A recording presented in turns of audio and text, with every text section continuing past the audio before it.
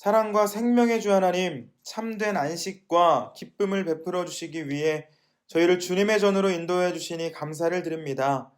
부르심의 아멘으로 응답하며 은혜의 자리로 나아왔습니다.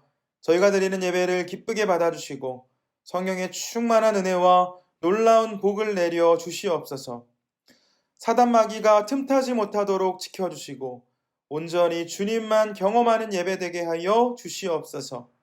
구원의 하나님, 거짓된 언행을 일삼고 가증한 삶을 살았던 죄인들이 주님 앞으로 나왔습니다. 모든 것을 아시는 주님께 바로 서는 것이 너무나 부끄럽지만 자비를 베푸사 용서해 주실 주님을 기대하며 엎드리는 마음으로 기도합니다. 죄인들을 긍휼히 여겨주시고 십자가의 보혈로 정결케 하여 주시옵소서. 마치 물 위에 부유하는 식물과 같이 가벼운 믿음으로 살아가는 것이 아닌 주님께서 주신 말씀을 붙잡고 그 말씀에 순종하는 삶을 살아갈 수 있도록 인도해 주시옵소서. 마지막 때를 살아가고 있습니다. 하나님을 주님으로 고백하는 자마다 구원의 확신을 더하여 주시고 믿음의 경주를 게을리지 않도록 주님께서 저희 삶 가운데 동행해 주시며 이끌어 주시옵소서. 교회 위에 믿음과 지혜를 주셔서 하나님의 사명을 온전하게 감당하게 하여 주시옵고 교회들마다 성령의 역사들이 강하게 일어나게 하여 주시옵소서.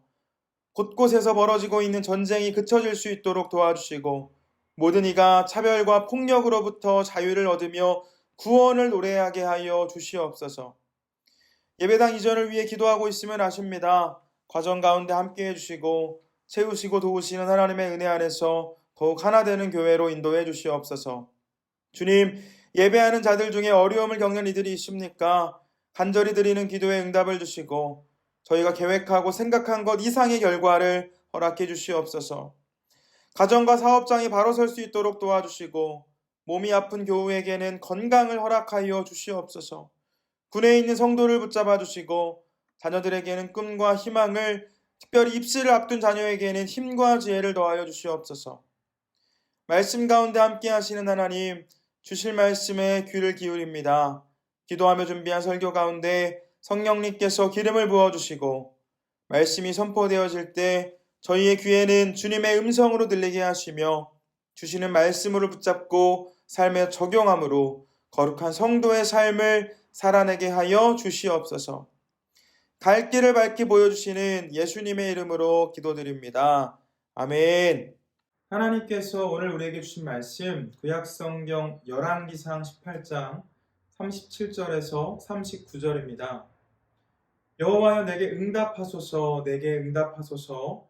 이 백성에게 주 여호와는 하나님이신 것과 주는 그들의 마음을 되돌이키심을 알게 하옵소서 하매 이에 여호와의 불이 내려서 번제물과 나무와 돌과 흙을 태우고 또 도랑의 물을 핥은지라. 모든 백성이 보고 엎드려 말하되 여호와 그는 하나님이시로다, 여호와 그는 하나님이시로다 하니. 아멘. 주중에 이 제주에서 목회자를 위한 전도학교가 열려서 다녀왔습니다. 시간 강의를 들으면서 도전도 받고 또 열심히 전도해야겠다라고 다짐했는데 이번 전도학교의 메인 강사님은 제 기준으로 볼 때 독특하신 분이셨습니다. 사실 저는 이분 때문에 전도학교에 가기로 결정을 하기도 했는데 다른 강의의 강사님들처럼 목사님이 아니라 장로님이셨고 장로의 직분 때문에 오신 게 아니라 회장이라는 직분 때문에 오시게 되었습니다. 조서환 회장님이시라고 현재는 아시아 마케팅 포럼의 회장님으로 계시고 과거에는 이 애경산업 상무 또 KTF 부사장 세라젬의 사장이라는 이력을 갖고 있습니다.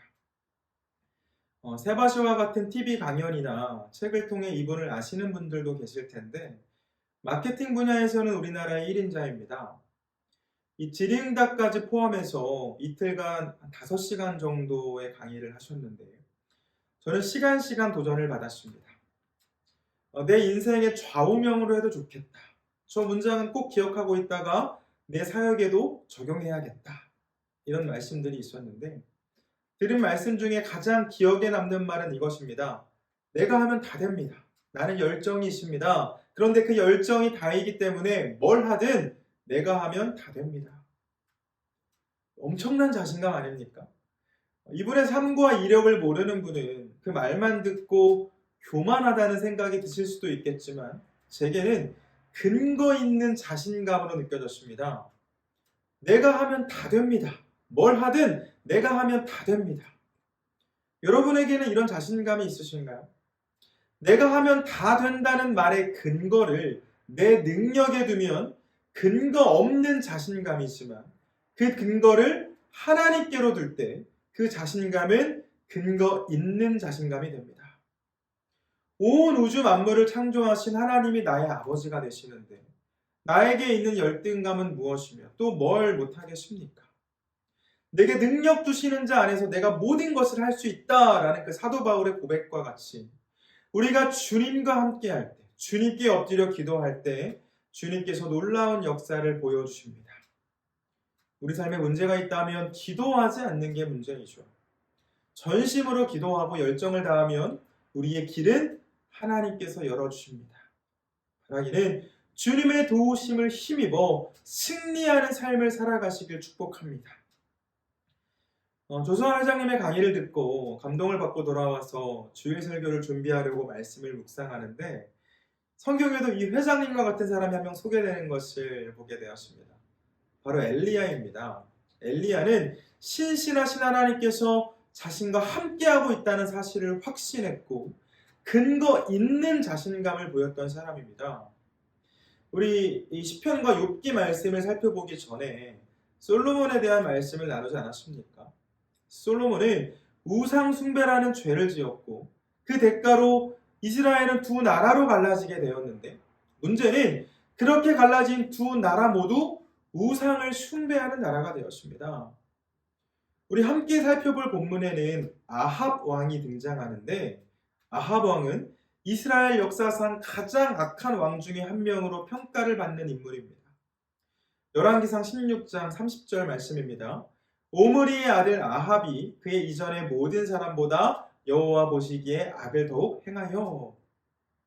오므리의 아들 아합이 왕이 되었는데 이전의 모든 사람보다 여호와 보시기에 악을 행했다고 성경은 증언하고 있습니다.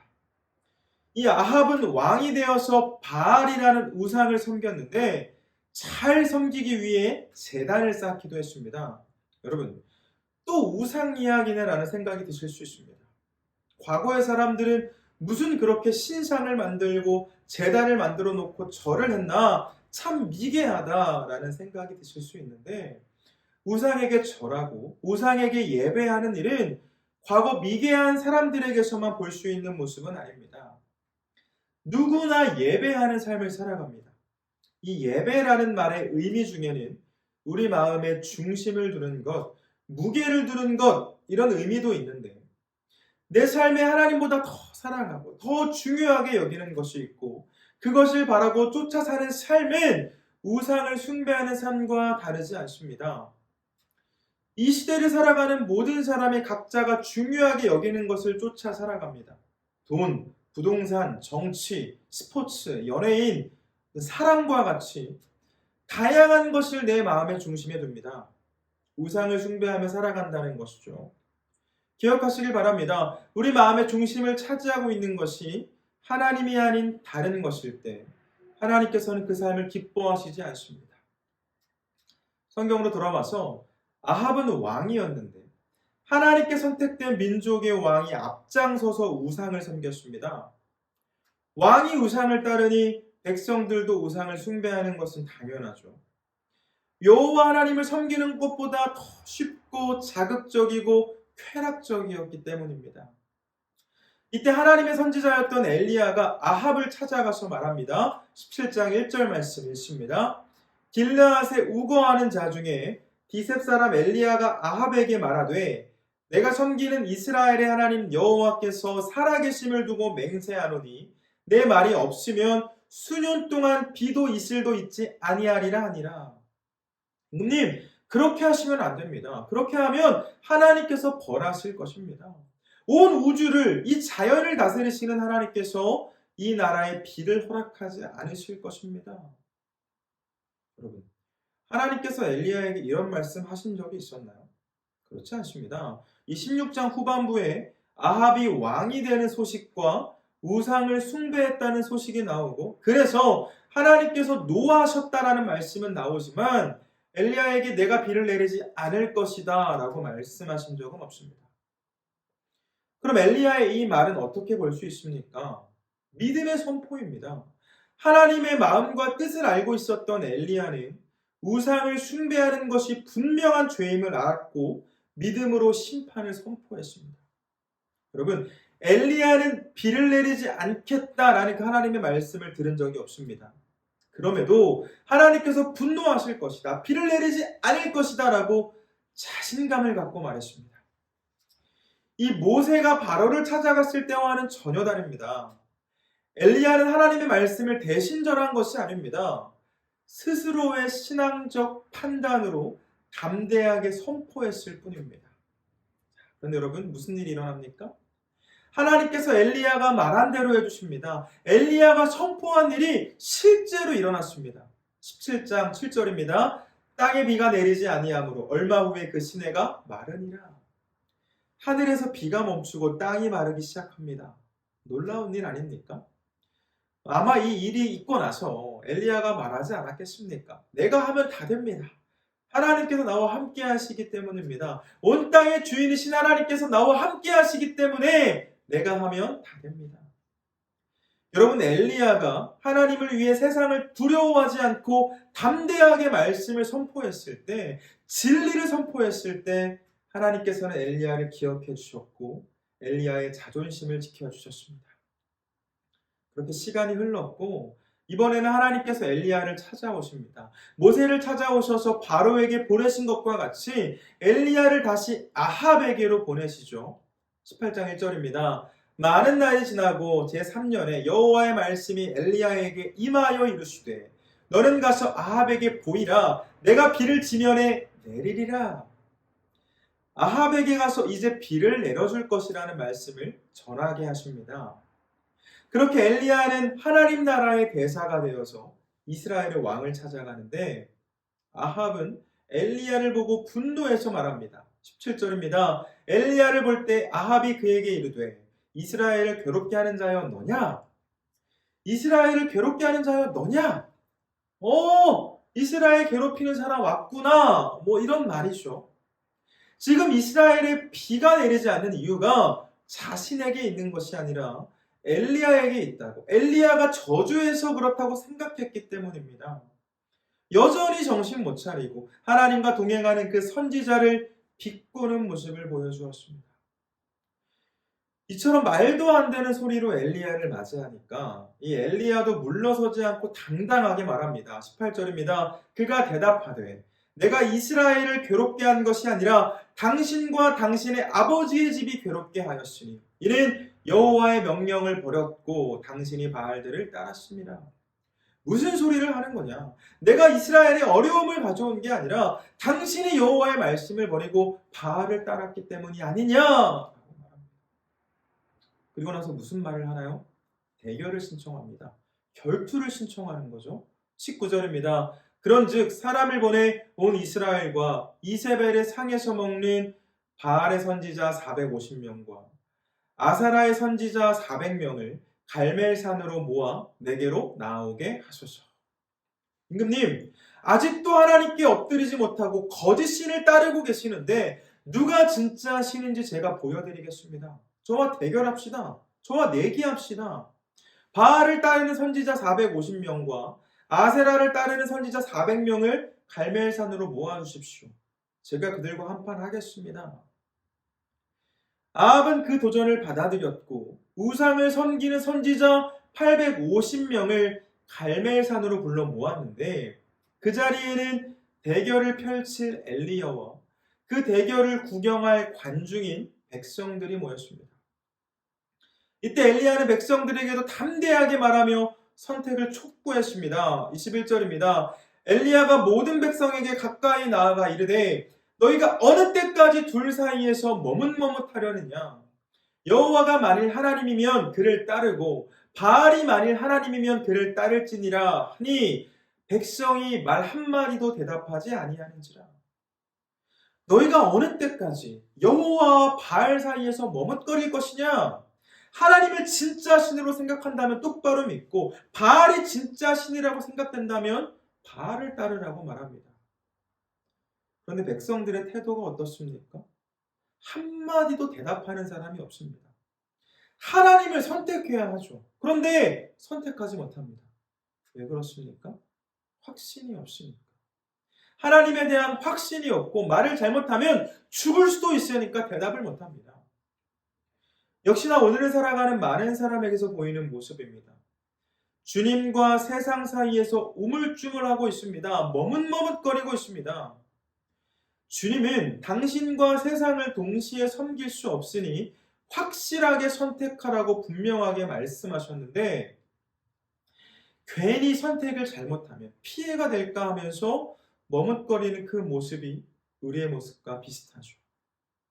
여러분, 주님만이 왕이시며 주님만이 진리가 되십니다.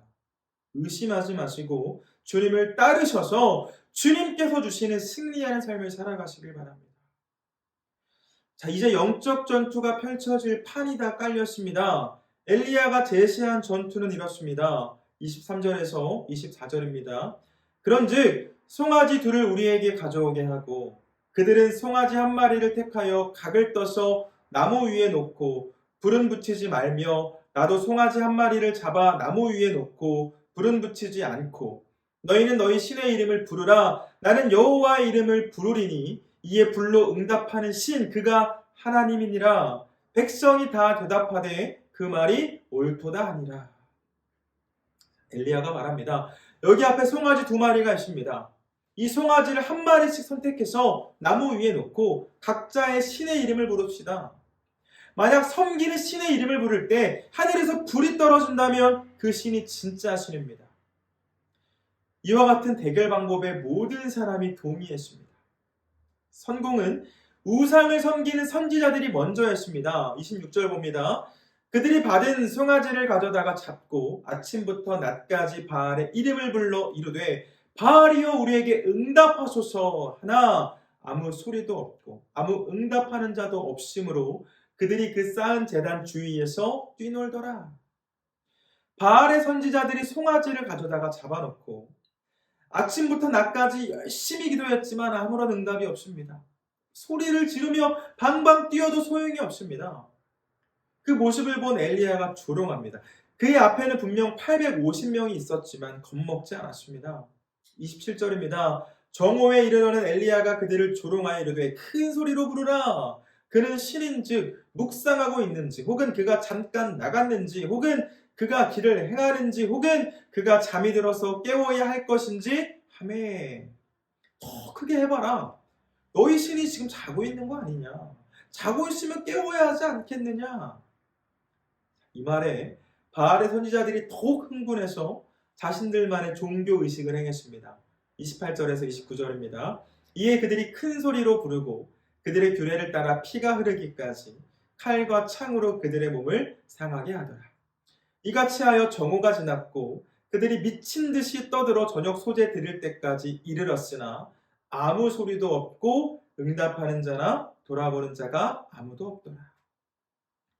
자, 당시의 종교적인 모습이 대부분 소개됩니다. 크게 소리를 지르고 온몸이 피범벅이 될 때까지 칼과 창으로 자기의 몸을 베고 미쳐 날뛰며 춤을 추고 본문에는 소개되지 않았지만 그 평소 바알에게 기도할 때와 같이 음란한 행위도 했을 텐데 아무런 일도 일어나지 않습니다.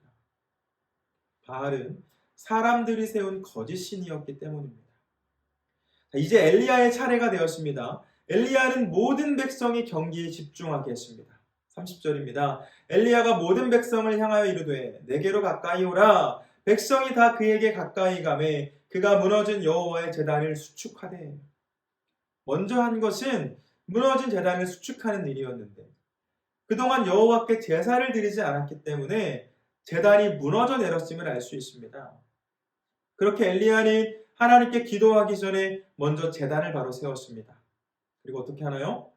32절에서 35절입니다. 그가 여호와의 이름을 의지하여 그 돌로 제단을 쌓고 제단을 돌아가며 곡식 종자 두 수알을 둘 만한 도랑을 만들고 또 나무를 버리고 송아지의 각을 떠서 나무 위에 놓고 이르되 통 넷에 물을 채워다가 번제물과 나무 위에 부으라 하고 또 이르되 다시 그리하라 하여 다시 그리하니 또 이르되 세 번째로 그리하라 하여 세 번째로 그리하니 물이 제단으로 두루 흐르고 도랑에도 물이 가득 찼더라. 여러분, 지금 엘리야가 하고 있는 대결이 무슨 대결입니까?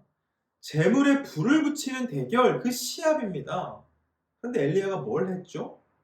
제단 주위에 도랑을 만들고 물을 12통을 부었습니다. 이 물이 도랑에 가득 차서 제단 위에 흐르도록 물을 붓고 또 부었습니다. 이상하죠? 왜 이렇게 했습니까? 자연적으로 불이 붙을 환경을 제거한 것입니다. 우연의 가능성을 0%로 만든 것이죠. 혹시라도 불이 붙는 순간에 사람들이 우연으로 그렇게 된 것 아니냐라고 말할까봐 우연의 가능성을 완전히 없애버렸습니다. 여러분, 성도들이 하나님의 놀라운 은혜를 고백할 때 믿지 않는 사람들은 우연이라고 말할 때가 많습니다.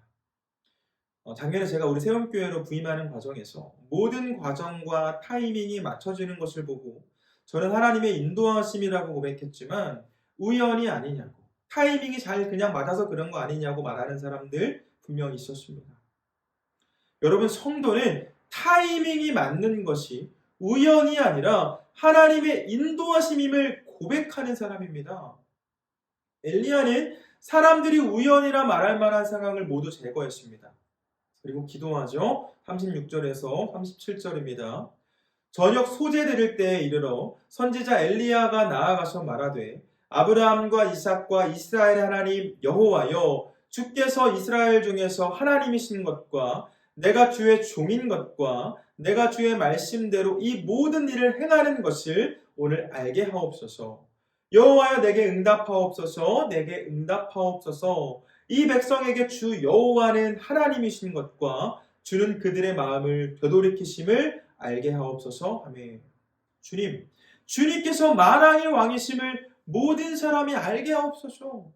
제 기도에 응답하여 주옵소서. 백성들이 하나님을 보게 하옵소서. 여러분, 기도하니까 무슨 일이 일어납니까?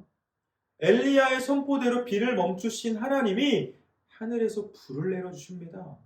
38절입니다. 이에 여호와의 불이 내려서 번제물과 나무와 돌과 흙을 태우고 또 도랑의 물을 핥은지라.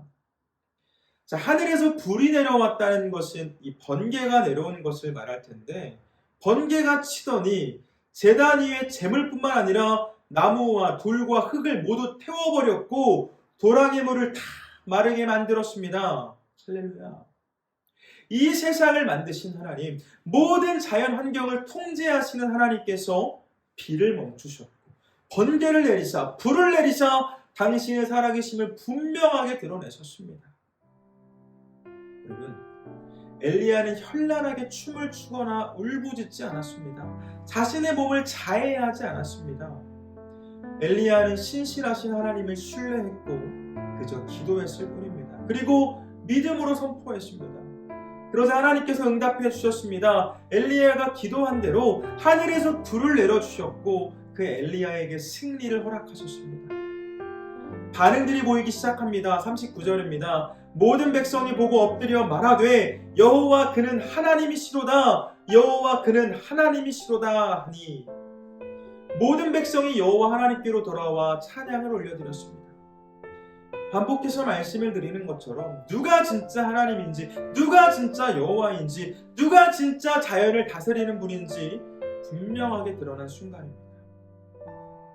설교를 시작할 때 이 조수아 회장님이 하신 그 말씀으로 문을 열었는데 내가 하면 다 된다라는 그 말처럼 엘리야가 하는 것은 다 되었습니다. 그가 하나님 안에 있었고 그의 삶이 하나님의 뜻 위에 바로 서 있었고 무엇보다 하나님께 기도했기 때문입니다. 엘리야가 한 게 아닙니다. 하나님께서 하신 일입니다.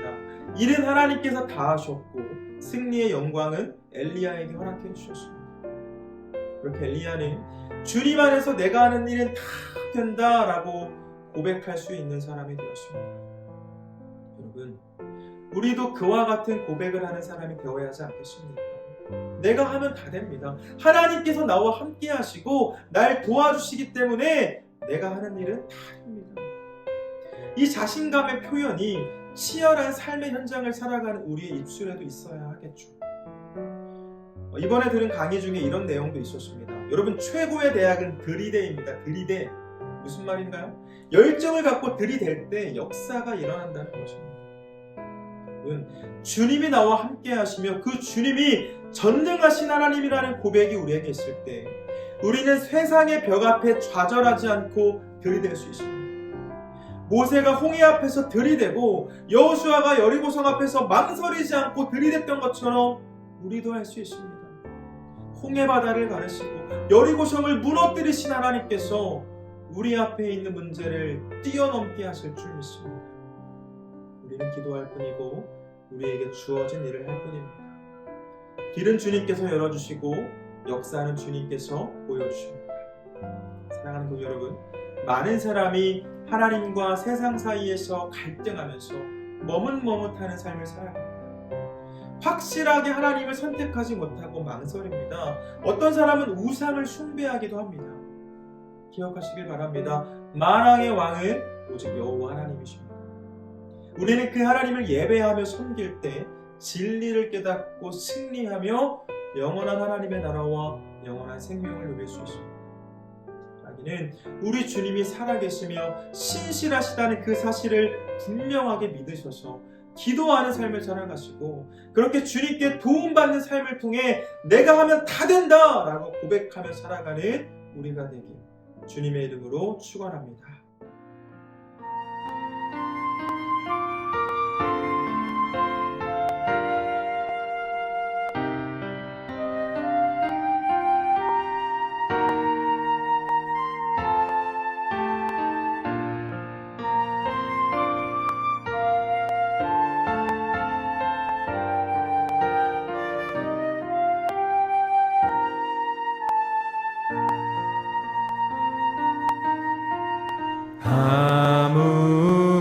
아무것도 두려워 말라. 주 나의 하나님이 지켜주시네. 놀라지 마라. 겁내지 마라. 주님 나를 지켜주시네.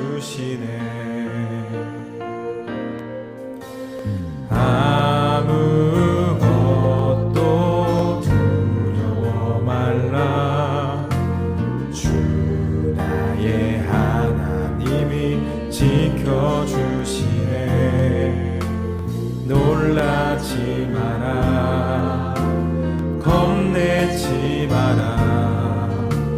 주님 나를 지켜주시네.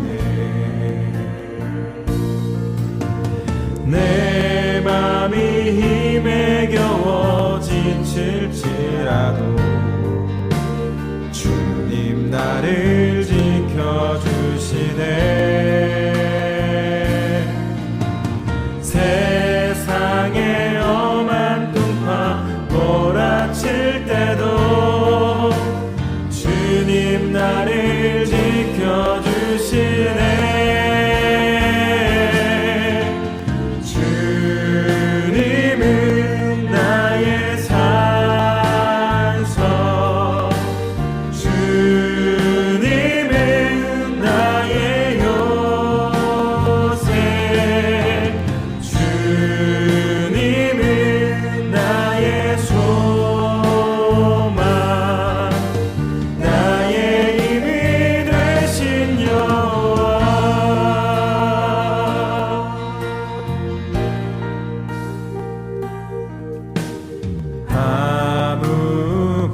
아무것도 두려워 말라. 주 나의 하나님이 지켜주시네. 놀라지 마라. 겁내지 마라. 주님 나를 지켜주시네. 내 맘이 힘에 겨워 지칠지라도 주님 나를 지켜주시네.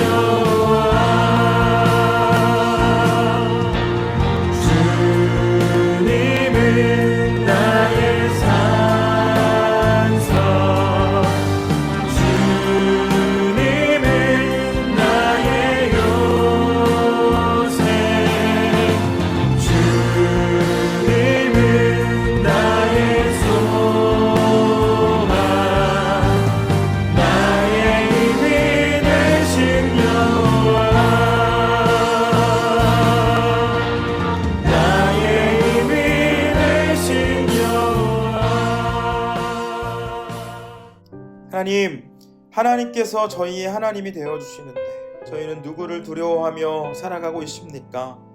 저희의 입술에 내가 하면 다 됩니다, 주님께서 나와 함께 하시니 나는 할 수 있습니다 라는 고백으로 채워지기를 원합니다. 내게 능력 주시는 자 안에서 놀라운 승리를 경험하는 삶을 살아가길 원합니다. 엘리야와 같이 신실하신 하나님을 신뢰할 수 있는 믿음을 허락해 주시고, 많은 사람이 하나님과 세상 사이에서 갈등하며 머뭇거리고 우상을 숭배하는 삶을 살아가는 이때 주어진 십자가를 지고 주님을 따라 생명의 길을 걸어가는 저희로 인도해 주시옵소서. 주님, 저희들 이 땅을 살다 보면 수많은 벽을 만납니다. 찾아오는 문제와 고난은 성난 파도와 같이 저희를 삼켜버릴 것 같이 느껴질 때도 있습니다. 그러나 고난 앞에 무너지고 좌절하는 것이 아니라 믿음의 눈을 들어 온 우주 만물의 주인이신 여호와 하나님을 바라봅니다. 주님, 저희를 건져주시고 주님께서 모든 상황을 역전시켜 주시옵소서. 홍해바다를 가르시고 여리고성을 무너뜨리신 하나님께서 저희의 산성이시오 방패가 되시며 요새가 되시고 힘이 되어주심을 믿음으로 고백하오니 저희를 불쌍히 여겨주시고 구원을 노래하는 삶으로 인도해 주시옵소서. 주어진 한 주간의 모든 시간도 믿음으로 채워지게 하시고 성령님께서 저희의 생각과 마음, 발걸음을 모두 주장하여 주시옵소서. 지금은 우리 주 예수 그리스도의 은혜와 아버지 하나님의 놀라운 사랑과 내주하심이 함께 하시는 성령님의 인도하심이, 함께 하시는 하나님 안에서 내가 모든 것을 할 수 있습니다 라고 고백하며 승리하는 삶을 살아가길 원하는 예배하는 당신의 모든 자녀들 위해, 그리고 그들의 가정 위에 지금부터 영원토록 함께 해주시길 간절히 축원합니다. 아멘.